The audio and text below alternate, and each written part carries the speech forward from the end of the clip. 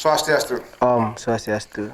Pemirsa, selamat berjumpa dalam acara perbincangan kita, dan kita sekarang berada di kantor KPU Kabupaten Badung, dan kita akan berbicara terkait dengan Pilkada Badung. Dari 6 pilkada yang ada di Provinsi Bali, yang menarik adalah Pilkada Badung karena di Pilkada Badung ini hanya muncul satu calon, jadi pasangan calon satu saja dan akan melawan kota kosong.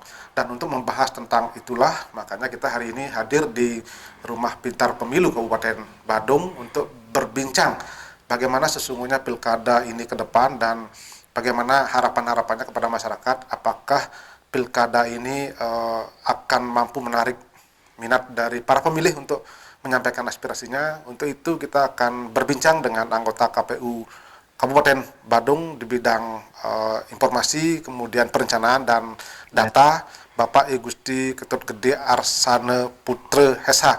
Om Swastiastu, Ji. Om Swastiastu, Pak Gus. Gimana kabar, sehat? Sehat. Baik, luar biasa. Tampaknya hari ini berat sekali kegiatannya, padat ya? Cukup padat, Pak Gus, karena kita mempersiapkan segala sesuatunya, terutama kami dari Divisi Perencanaan Data dan Informasi. Jadi data pemilih menjadi salah satu titik penting dalam pelaksanaan pilkada ini. Ya. Jadi tentunya ya kita sudah jauh-jauh hari juga sebetulnya mempersiapkan pola kita namakan dengan perkembangan data pemilih yang berkelanjutan. Jadi ada pemutakhirannya setiap saat. Nah, karena kita di Badung kebetulan di tahun ini termasuk Satker yang menyelenggarakan pemilihan bupati, wakil bupati, maka pemutakhiran data pemilih berkelanjutan dilaksanakan bersamaan dengan pemutakhiran data pemilih di pelaksanaan Pilkada Badung 2020. Dimulai dari pelaksanaan coklit. Jadi coklit itu pencocokan dan penelitian data pemilih antara data yang kita punya di AKWK, jadi yang diturunkan oleh KPU RI, dengan data yang dipegang langsung oleh pemilih di Kabupaten Badung. Itu dicocokkan elemen data keseluruhannya, apakah itu NKK-nya, nomor kepala keluarga, nomor induk kependudukannya, NIK, nama, jenis kelamin, lalu alamatnya, pendidik dan seterusnya. Jadi kalau tidak ada perbedaan antara data AKWK dengan data yang dipegang penduduk, maka itu kita katakan datanya sesuai. Kalau ada perubahan, kita akan lakukan ubah data. Nah, kalau ada yang tidak lagi sesuai datanya, artinya orangnya sudah meninggal misalnya, itu akan kita TMS-kan istilahnya. TMS ini tidak memenuhi syarat. Ada 10 syarat atau prasyarat untuk data itu bisa kita TMS-kan. Yang pertama karena meninggal, yang kedua karena datanya ganda. Jadi yang kita temukan banyak di Kutai Selatan nih, Pak Gus. Ada datanya sudah terekam di Tuban misalnya, tetapi dia masih ada di Jawa. Nah, data-data ganda ini tentu salah satunya harus kita TMS-kan supaya dia tidak menjadi pemilih yang fiktif di satu tempat. Jadi ini data ganda. Kemudian data yang ketiga yang TMS itu adalah tidak memenuhi syarat karena umurnya belum cukup, jadi belum cukup umur. Yang keempat karena pindah domisili. Yang kelima tidak dikenal. Ini juga banyak kita di daerah Kutai Selatan, terutama Tuban. Banyak sekali yang di data AKWK, orang itu masih terdaftar, tetapi begitu kita sodorkan nama itu, kita cari orang itu tidak ada, jadi termasuk tetangganya tidak mengenal, kepala lingkungan sudah tidak mengenal, itu kita golongkan kode 5 istilahnya, tidak dikenal. Yang keenam yang Polri atau yang TNI, yang ketujuh yang masuk Polri, kan dua-duanya tidak kita daftarkan sebagai pemilih. Yang kedelapan hilang ingatan. Ini dalam standar awal itu yang hilang ingatan itu kita TMS-kan juga, tetapi setelah turunnya keputusan KPU RI bahwa yang hilang ingatan ini karena ada berbagai masukan dari teman-teman di pegiat disabilitas jiwa, maka ini tidak boleh kita hilangkan. Jadi yang ke-8 ini tetap nanti kita nyatakan memenuhi syarat. Lalu yang ke-9 data yang harus kita TMS-kan adalah yang dicabut hak pilihnya atas putusan pengadilan. Untuk di Badung kita tidak menemukan ada seseorang atau pemilih yang dicabut hak pilihnya. Dan yang terakhir yang dinamakan bukan penduduk.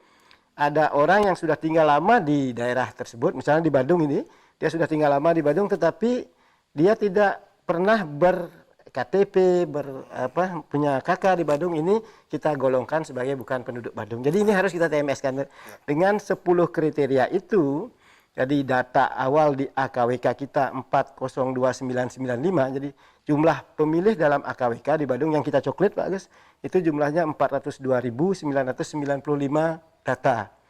Dari pencoklitan maka kita menemukan berkurangnya data luar biasa di Badung ini. Jadi masih ada 363.595 yang kita katakan memenuhi syarat sebagai pemilih. Berarti jumlah pemilih di Badung yang tadi data terakhir itu 365 itu. 363.595. Berarti nanti sekian orang yang punya hak untuk memilih. Iya, betul. Kalau dibandingkan dengan pemilu sebelumnya, mungkin pemilu legislatif, pemilu presiden, berarti ini penurunan atau penurunan Pak Agus. Ini adalah sesuatu di Badung ini. Kok aneh ya? Biasanya kan orang naik biasanya. Ya, ini jumlah menjadi pemilih. perbincangan yang cukup hangat kita di Badung. Saya mendapatkan bukan tekanan ya, mendapatkan banyak sekali masukan pertanyaan kenapa dalam perkembangan pemilih itu bisa menurun gitu. Harusnya kan ada data baru masuk, jadi artinya yang baru 17 tahun atau orang datang kawin ke Badung, itu kan dia tercatat sebagai pemilih baru. Maka grafik jumlah pemilih itu terdiri dari daftar pemilih awal dikurangin yang data TMS tadi ditambah pemilih baru. Nah, karena di Badung jumlah TMS ini yang banyak, jumlah pemilih yang kita nyatakan tidak memenuhi syarat, itu terjadi banyak di Tuban. Kita mengurangi TPS jumlahnya 18 TPS Pak Agus. Dari kita rencanakan 35 TPS di Tuban, itu ternyata masih tersisa hanya 17 TPS saja. Karena jumlah pengurangan data di Tuban dari data awal jumlahnya sekitar 17 ribuan pemilih di Kelurahan Tuban saja, itu hanya tersisa 9 ribu. Kita mencoretnya hampir 8 ribu lebih pemilih di Tuban. Kemudian di Jimbaran, dari data terrekod atau data terekam di AKWK itu 35 ribu lebih, itu yang kita coret sekitar 11 ribu data pemilih di Jimbaran. Tercoret maksudnya kita TMS kan. Kenapa dia TMS? Ya karena memenuhi 10 syarat tadi. Jadi kadang-kadang kan logikanya begini, Badung kan dengan berbagai program yang dilakukan oleh pemerintah, sehingga orang banyak katanya yang pindah KTP-nya ke Badung. Betul. Mestinya kan jumlah penduduk banyak, tapi dengan penemuan KPU itu berarti kan menurun.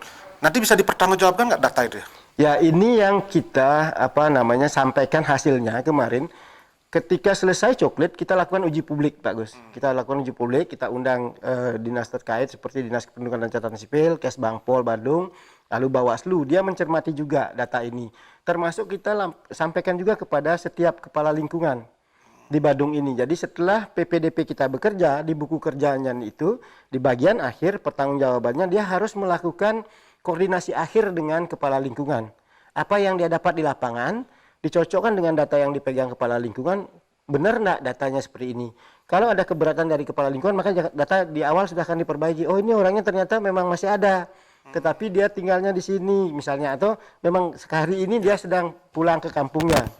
Tetapi kalau sering kita lihat begini, kalau sering kita lihat di lapangan, orang mungkin tidak terlalu tidak terlalu peduli dengan data sekarang, tapi dia akan peduli ketika pada saat nyoblos. Dia namanya mestinya terdaftar, tapi kok tidak ada, tidak boleh. Nah, itu bagaimana? Itu kan yang sering terjadi.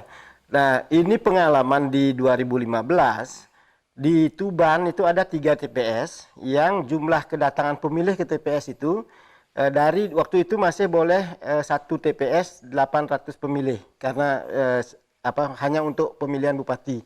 Jadi jumlah pemilihnya cukup besar 1 TPS. Yang hadir ke TPS itu hanya di 1 TPS ada yang 18 orang, ada 22 orang, ada 28 orang.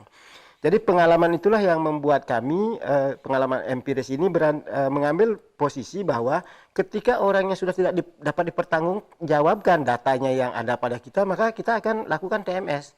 Jadi TMS itu betul-betul dilakukan dengan sangat selektif juga Pak Agus. Artinya ketika kita misalnya menyatakan TMS orang yang sudah meninggal, itu betul-betul di cross check apakah meninggal ini sudah ada akte kematiannya atau tidak. Kalau belum, siapa yang menyatakan dia sudah meninggal. Begitulah petugas kami PPDP itu bekerja kemarin. Nah, oleh karena itu dalam kesempatan yang baik ini juga izinkan saya mohon waktu sebentar bahwa kita ingin menyampaikan rasa terima kasih yang luar biasa. Teman-teman PPDP turun masuk ke rumah-rumah pada saat pandemi. Jadi kondisi pandemi ini kita melaksanakan pemilu dari semua lini kegiatan kepemiluan itu bersentuhan langsung dengan masyarakat. Padahal kita sangat dikurangi kan, harapannya kita berkurang bertemu dengan masyarakat. Nah, untuk pertanggungjawaban datanya dengan sudah kita lakukan uji publik Pak Agus. Jadi sudah masukkan berbagai pihak yang memang memegang data juga. Kepala Lingkungan pegang data, Disduk Capil pegang data, Bawaslu pegang data, itulah kita sampaikan data ini. Dan ternyata memang justru tadi yang tiang sampaikan 363995 itu maaf 363595 itu adalah hasil coklat. Setelah kita lakukan lagi uji publik, dia menurun lagi datanya. Jadi tinggal nanti 362184. Jadi ini penurunan data ini lebih banyak juga karena masukan dari Bawaslu. Bawaslu juga melakukan kegiatan verifikasi faktual, turun ke bawah, bahwa data ganda terutama itu masih banyak kita temukan.